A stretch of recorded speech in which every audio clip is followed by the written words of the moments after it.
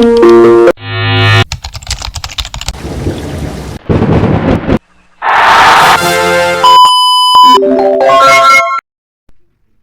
আলাইকুম রহমতুল্লাহি বারকাতু। সম্মানিত দর্শক শ্রোতা, আমরা ইতিমধ্যে দেখতে পাচ্ছি সুনামগঞ্জ ৩ আসন জগন্নাথপুর শান্তিগঞ্জের স্বতন্ত্র প্রার্থী ব্যারিস্টার আনোয়ার হোসেন সাহেব সৌজন্য সাক্ষাতের জন্য এসেছেন জনতা এম এ কাহা সাহেবের বাড়িতে, এবং ব্যারিস্টার আনোয়ার হোসেনের সাহেবের খবর পেয়ে ইতিমধ্যে অনেক সম্মানিত ব্যক্তিবর্গ উপস্থিত হয়েছেন।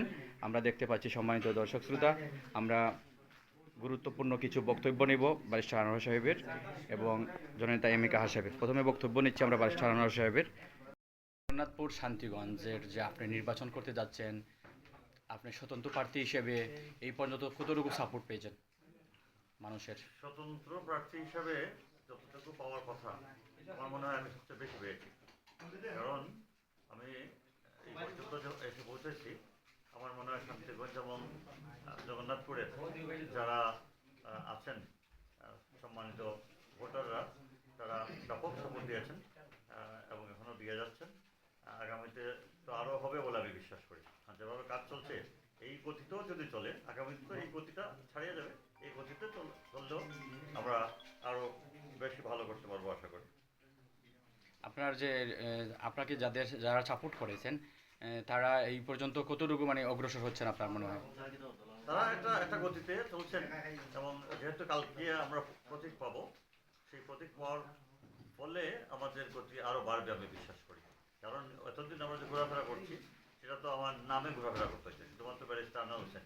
কিন্তু আনোয়ার হোসেনের কী প্রতীক, অন্যান্য যারা ক্যান্ডিডেট তারা তো প্রথম দিন থেকেই সব দলীয় প্রার্থী, যেহেতু প্রথম দিন থেকেই তারা প্রতীক পেয়ে গেছেন, তারা বলতে পারছেন আমার এই আমার সেই। কিন্তু আমি তো বলতে পারি নাই যে আমার কী প্রতীক হবে।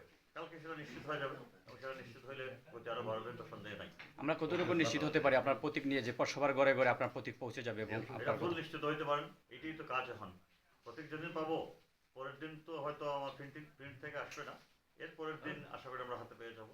এরপর থেকে মাত্র আমরা 16-17 দিন সময় পাবো। এই 16-17 দিনই তো আসল কাজ, এটাই আমরা করতে যাচ্ছি। আপনি যদি ভোটে নির্বাচিত হন তাহলে জগন্নাথপুর শান্তিগঞ্জ নিয়ে আপনার আগামী দিনের সম্ভাবনা? আগামী দিনের সম্ভাবনা, উন্নয়ন সম্ভাবনা ব্যাপক। স্বচ্ছতা এবং জবাবদিহিতা সম্পর্কে একটু বলবেন। আগে উন্নয়ন সম্ভাবনা বলি। উন্নয়ন সম্ভাবনা আমার একটা ইশতেহার আমি রেডি করতেছি। জি। তো ইশতেহারে নতুন নতুন কিছু থাকবে, কিছু আকর্ষণীয় জিনিস থাকবে, যেটা আকর্ষণীয় যেহেতু এটা থাকুক আপাতত গোপন। আমি যেদিন ইশতেহার প্রকাশ করবো এরপর থেকেই এটা আরো ব্যাপকভাবে প্রচারিত হবে। আমরা শুনছি যে আপনি নির্বাচিত হলে অনেকের মুখ থেকে শোনা যায় জগন্নাথপুরের মধ্যে কোনো ঘুষ এবং যে ক্রাইম সিস্টেম যেগুলা, এগুলা থেকে দুর্নীতি সম্পর্কে আপনি কাজ করবেন। জগন্নাথপুর না, জগন্নাথপুর ও শান্তিগঞ্জ একসাথেই। এখানে লুটেরাদের বিরুদ্ধে আমি দাঁড়াবো নিঃসন্দেহে। যারা আরো অন্যান্য অপকাজের সাথে জড়িত তাদের আমি দাঁড়াবো নিঃসন্দেহে। এবং এটাই আমার সাথে যারা কাজ করছেন তারা সবারই একই দৃষ্টিভঙ্গিতে আসছেন যে আপনি নিজে স্বচ্ছ মানুষ, নিজে সৎ মানুষ, আমরাও তাদের সাথে থাকতে চাই। আগামীতে আমরা শান্তিগঞ্জ এবং জগন্নাথপুরকে আমরা একটা শান্তির নির্বাচনী এলাকা হিসেবে প্রতিষ্ঠা করতে চাই। আপনার দলীয়ভাবে কোনো নেতাকর্মী আপনার সাথে কি সহযোগিতা করতে চান? আছে, অনেকেই আছে। আমরা একটু জানতে চাচ্ছি যে জগন্নাথপুর শান্তিগঞ্জের ভোটার সম্পর্কে আপনার যে ভোটারদের উদ্দেশ্যে কোনো প্রশ্ন আছে কিনা, বা তাদেরকে কোনো প্রশ্ন নাই, আমার বক্তব্য আছে। জি, তাদের সম্পর্কে একটু বক্তব্য। তাদেরকে আমি বলবো, আপনারা দুই উপজেলার মানুষ, জি, আপনারা সঠিক নেতৃত্ব বেছে নেন। আপনাদের ভোট অত্যন্ত মূল্যবান।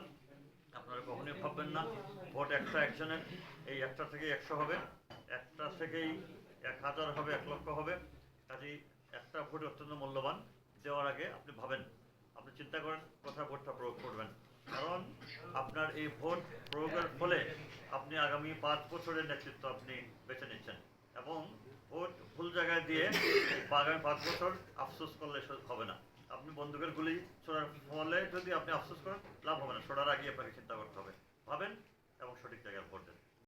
বিসমিল্লাহির রহমানির রহিম। উপস্থিত সম্মানিত নেতৃবৃন্দ, আসসালামু আলাইকুম।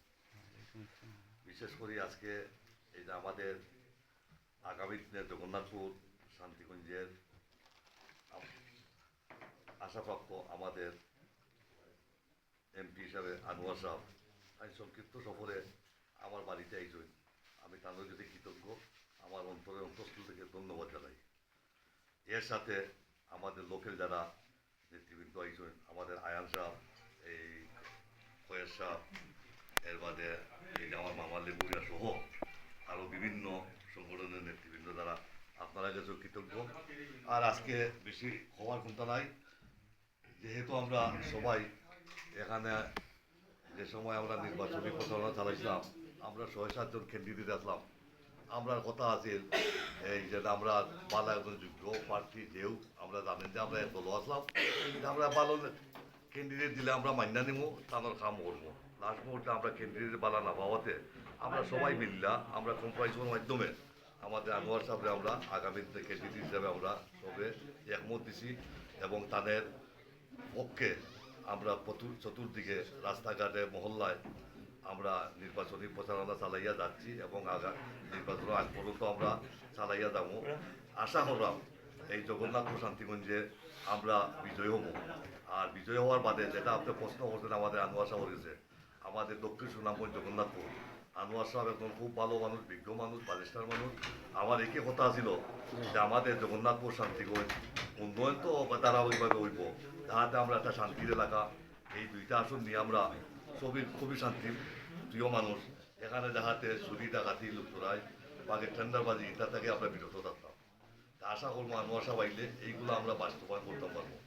আর আনোয়ার সাহেবের কাছে আমার একটা দাবি থাকবো, আজকে তো তাই যে রাস্তা বাইরে আইসই, এখানে আমার তো বক্তৃতা দিবার কথা আছিল না, তাই নিজে বইলেও রাস্তা সম্বন্ধে মারছই।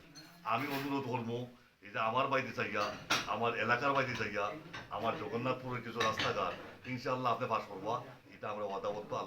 আল্লাহর হুকুম হইলে আপনি আগামী দিনের এমপি। আর আজকে আবারও কইলাম আপনারা কষ্ট করে আইসই, বেশি বলার নাই।